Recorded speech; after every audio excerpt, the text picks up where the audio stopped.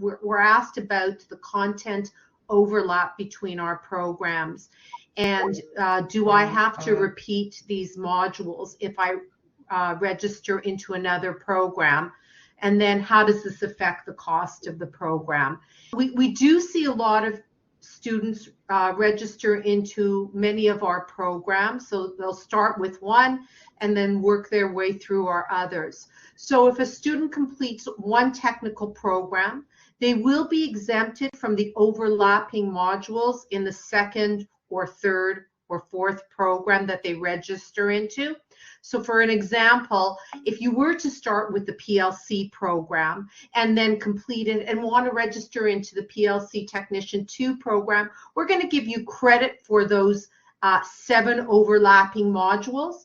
So to get that second credential and certificate, you'll only need to complete 12 modules to earn that second certificate.